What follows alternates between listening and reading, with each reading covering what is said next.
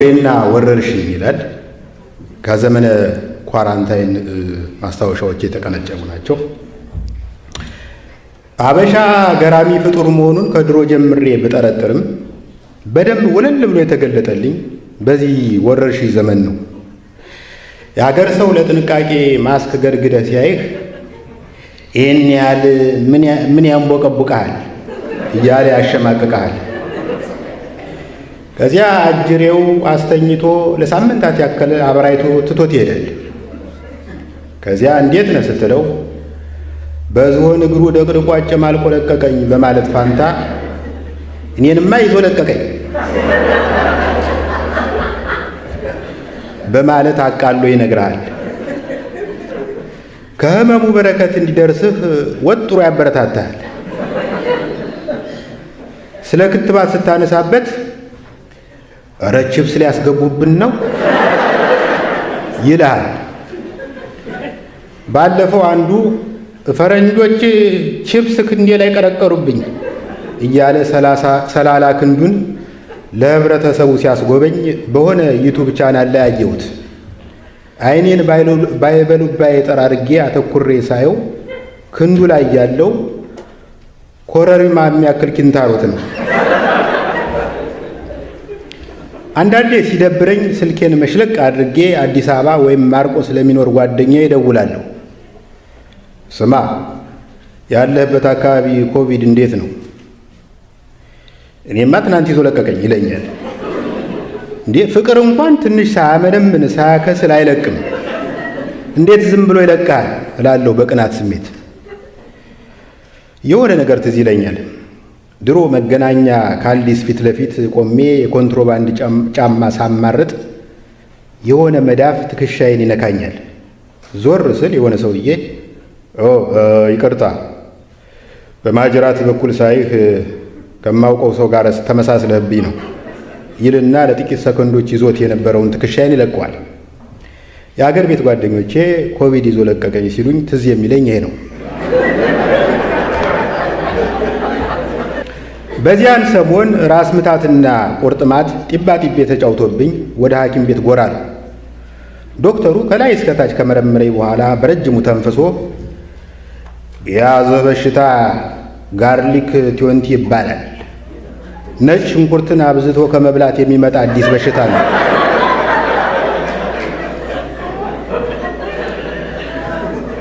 በሽታው ከፍተኛ ደረጃ ላይ ሲደርስ ያስቀባጅርሃል፣ ያስበደብድሃል። ርዕሱ ከይዘቱ ጋር የማይገናኝ ጽሑፍ ልትጽፍ ሁሉ ትችላለህ። ለሕይወት ያሰጋኛል ዶክተር አልኩት በጭንቀት ስሜት። ወል እንግዲህ አለ ዶክተሩ፣ ጠረን ያስመረረው ሰው ደብድቦ ሊገልህ ይችላል።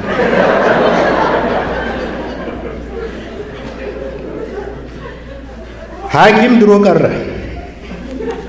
በድሮ ጊዜ አንዱን ወጌሻ ኩላሊቴን አመመኝ ስትለው የጅብ ቅንድብ ፈልገህ በብብት ያዝበት ይላል።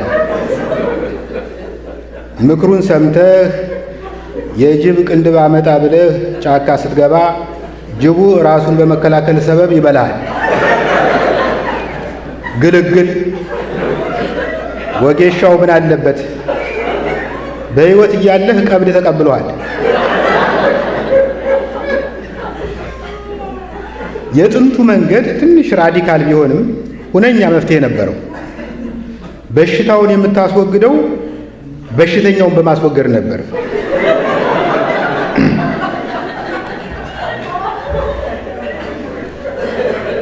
በእውነት አንዳንዴ ስታስቡት ስልጣኔ የሚባለው ነገር ከንቱ ንፋስን እንደመከተል ነው። አሜሪካን የሚያክል የሰለጠነ ሀገር የኮሮና ክትባትን ለማግኘት ያየው አበሳ አይረሳም። የዚህስ የሀገራችን የባህላዊ መድኃኒት ድርጅት ተቋም ይሻላል። ድርጅቱ የኮሮና መድኃኒትን ለማግኘት በ7 አይጦች ላይ ሙከራ አድርጎ 5ቱ አይጦች ለህልፈተ ሕይወት ተዳረጉ። ተቋማችን አይቆጨው። ቢያንስ ከዚህ በኋላ ዘመናዊ የአይጥ መርዝ ማምረት እንደሚችል አረጋግጧል። ክትባት የጀመረ ሰሞን ምዝገባውና ወረፋው አይቀመስም ነበር። አንድ ቀን ዝም ብዬ ድንኳን ሰበራ ጎራ አለ። ምን ፈልገህ ነው ሲሉኝ የማትፈልጉት ክትባት ይኖራችኋል አልኩ ራሴን እያከኩ።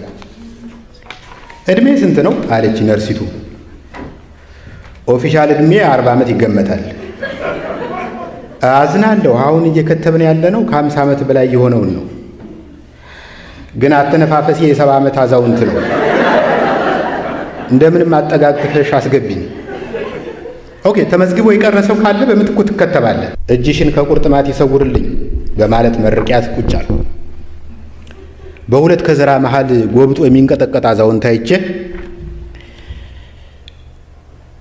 ስንት ዓመት ሆነው በማለት ጠየቅኩት። ምን አልከኝ አለኝ።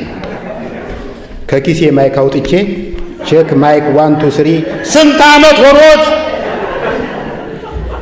ባለፈው ሳምንት 100 ደፈንኩ ብሎ ሲመልስልኝ ተገርሜ እና እርሶም ክትባቱን ይፈልጉታል? ለእኔ አይደለም አባቴን ላስከትብ መጥቼ ነው።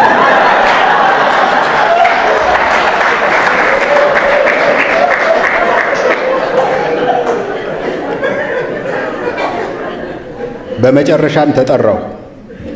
ነርሲቱ ክንዴን አፈፍ አድርጋ ይዛ እንደ ጥጥ ስታባዝተው ከቆየች በኋላ ብዙ ጊዜ የምትመገበው ምግብ ምንድን ነው? ሩዝ። እንዲያውም ሩዝ አብዝቼ ከመውደዴ የተነሳ ወዳጆቼ ሩዝቬልት የሚል ቅጽም ስላውጥተውልኛል። በላ አሁን ወደ ቤት ተመልሰህ ገንቢ ምግብ ብላ፣ ዳምፔል አንሳ፣ ፑሻፕ ስራ፣ ከዚያ ከ2 ወር በኋላ ተመለስ። ሴትየው ልትከትብኝ ነው ወይስ ቦዲጋርድ ልትቀጥሪኝ ነው የምትፈልጊው?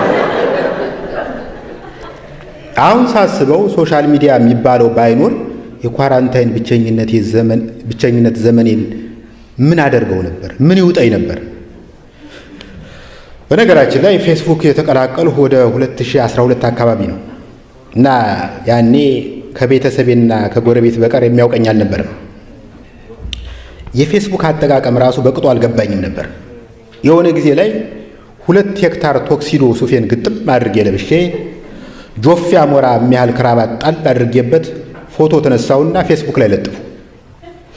ከዚያ ፈንድሻ እየበላው የህዝቡን ምላሽ ብጠብቅ ምንም የለም።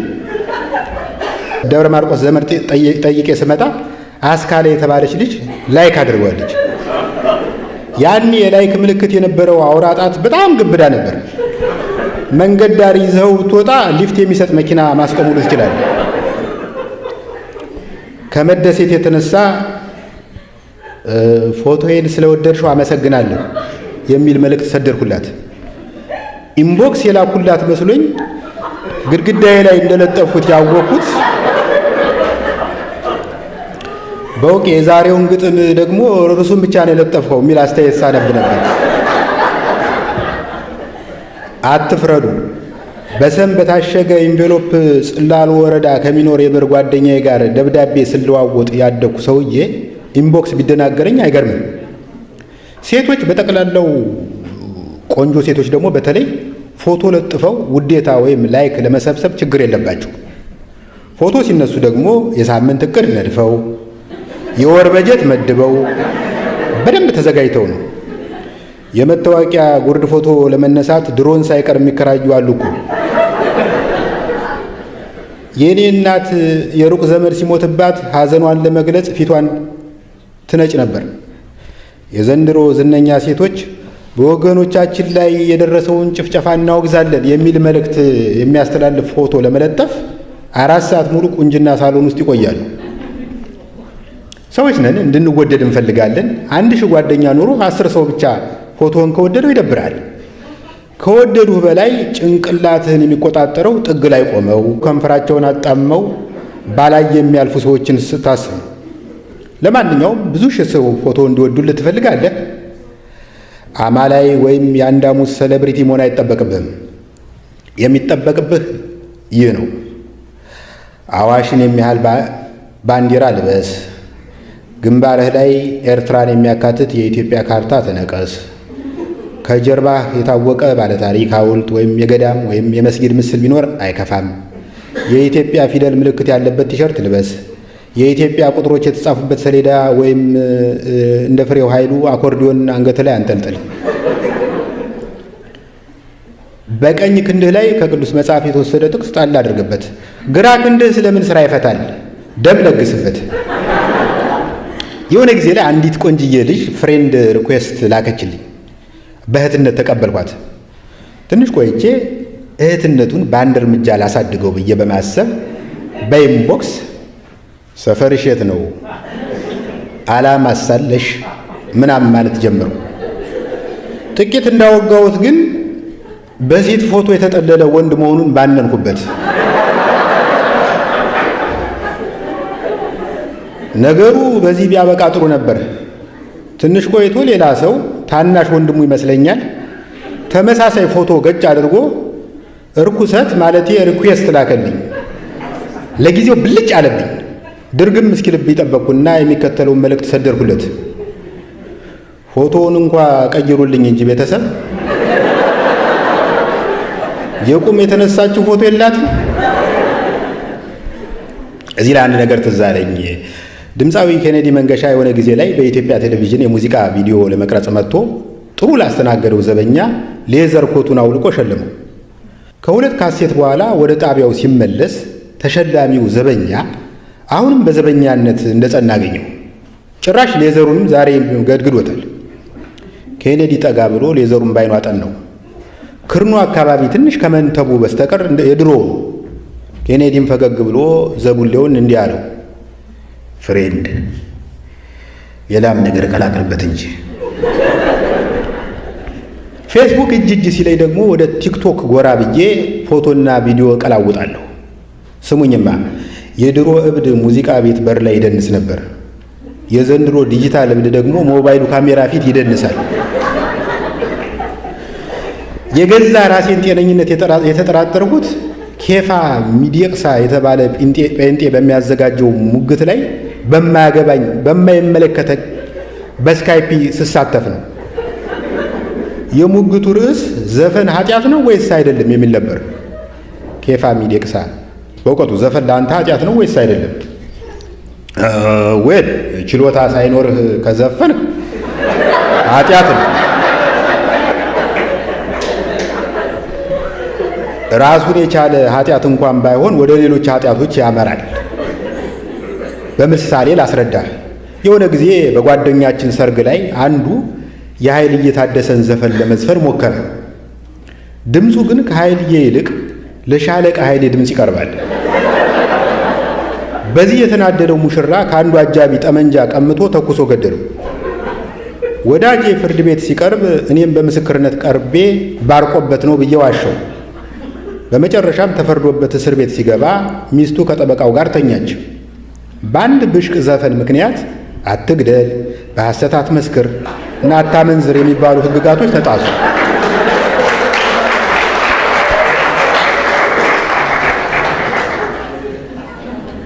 አንዳንዴ ደግሞ ለለውጥ ያክል ዩቱብ ላይ እጣዳለሁ።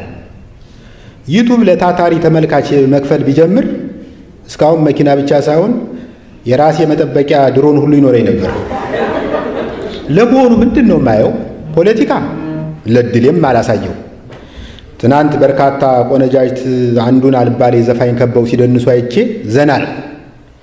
ሌዲ ጋጋ የኤግዚቢሽን ማዕከል ድንኳን የሚያክል ቀሚስ በምትለብስበት ዘመን የሀገራችን ጉብሎች በከፊል መለመላ ሲቀውጡት አይቼ ተደነቅኩ። በእኛ ጊዜ የሙዚቃ ቪዲዮ በአይነ አፋር ሙድ ነበር የሚሰራው። አለማየሁ እሸቴ ኩኩ ሰብስቤን እንግዳ አይነሽ እኔ እንግዳ በበሩ ገብተሽ አረፍ በይ ጓዳ ይላታል። እሷም እየተሽኮረመመች ያንኑ ትደግምለታለች። ግን ሁለቱም ጓዳ ለመግባት አይደፍሩም። ዘፈኑን ጀምረው የሚጨርሱት ከግቢ ውጭ ነው። ዛሬ 10 ምናምን ወይዛዝርት ሊሞዚን ውስጥ አንዱን ጎረምሳ ከበው ሲደንሱ ያለው መብታቸው እንደሆነ ባምንም በዘፋኙ ላይ የተሰማኝን ቅናት የቀላቀለበት ንዴት መደበቅ አልቻልኩም። እኔ እዚህ ተኮራምቼ ተቀምጬ የሰው ሀገር ብርድ እየጠጣው እንዴት ዋናው ሰባ ሰገጥ ጨረቃ በመሳሰሉ ኮረዶች ይከበባል? በእውነት ፌር አይደለም። በእውነት የድሮ ዘፈን ይምጣብኝ። የድሮ ዘፈን እኮ የሆነ ቬጂተሪያን ቃና ነበረው። በጊዜው ያልተዘመረለት የዱር ፍሬ የለም። የሾላ ፍሬ እንኮይ እንኮይ ብርቱካኔ፣ ሸንኮራ፣ ፓፓየነሽ የሚል ሁሉ ዘፈን ነበረ። የተቀጠፈ ሎሚ ተበላት ትርንጎ፣ ከሸጋ ልጅ መንደር በስሎ ተንዠርግጎ የምትለዋን የነዋይ ግጥምን ማን ይረሳል? ምን ዋጋ አለው? ከዕለታት አንድ ቀን ታደሰ ዓለሙ የሚባል ዘፈን ተነስቶ የአማርኛን ዘፈን ስጋ በስጋ አደረገው። የድሮ ዘፋኞች ከማዝናናት ጎን ለጎን ጠቅላላ እውቀት ይለግሱ ነበር። ሕዝቡ ስለ ቤትና የዱር አራዊት ጠባይ መረጃ የሚያገኘው ከዘፋኞች ነበር። ለምሳሌ ካላጉረመረመ አይበላም ነብር ይርጋዱ ባለ፣ የቁልቁለት መንገድ ለበቅሎ አይመችም ሙሉቀን መለሰ፣ የባብ ዘለግላጋ የለው እግር እጅ አለማየሁ እሸቴ፣ ዶሮ ውሃ ጠምቶት ተንጋሎ ይጠጣል ነዋይ ደበበ፣ ፍየል ቅጠል እንጂ አትበላም ምን ጉዳይ ነዋይ ደበበ። በአጠቃላይ የድሮ ዘፈን ራሱን የቻለ ናሽናል ጂኦግራፊ ቻናል ነበር ማለት ይቻላል።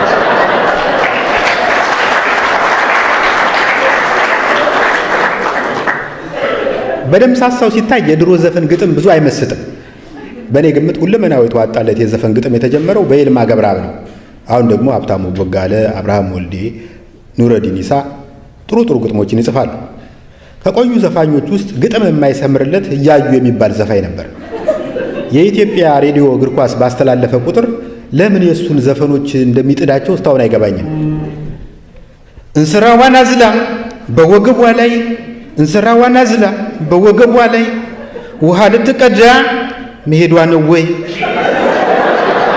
ይላል እያዩ። አይ ኧረ የለም እንስራዋን ውሃዋን ልታስተምር እየሄደች ነው። በነጭና ጥቁር ቲቪ ተላለፉ የነበሩትን የድሮ ሙዚቃ ቪዲዮዎች ባየው ቁጥር አንድ ነገር ይገርመኛል። ዘፋኞች በጣም የተጋነነ የእጅና የፊት እንቅስቃሴ ያደርጉ ነበር። ለምሳሌ ፀሐይ ዮሐንስ ከነዋይ ደበበ ጋር አንዲት ማይክ ተካፍሎ የሚዘፍንበት ቪዲዮ ውስጥ ባቄላ ምርቱ እንጂ አያምርም ክምሩ፣ ተጫዎች ልጫወት ምንድነው ማፈሩ ሲል በእጁ እንቅስቃሴ የባቄላ ክምርን ለተመልካቹ ለማሳየት መከራውን ያያል። ይሄ ለምን አስፈለገ ልትል ትችላለህ። በዛ ዘመን የነበረው ቲቪ ድምፁ ጥራት አልነበረው። ጠረጴዛው ላይ ተጎልቶ ደቅ ደቅ ደቅ ደቅ ሲል መስታወት የተገጠመለት ጄኔሬተር ይመስላል። እና ዘፋኞች ዘፈናቸውን በምልክት ቋንቋ እንዲያጅቡ ይገደዱ ነበር። በጣም አመሰግናለሁ።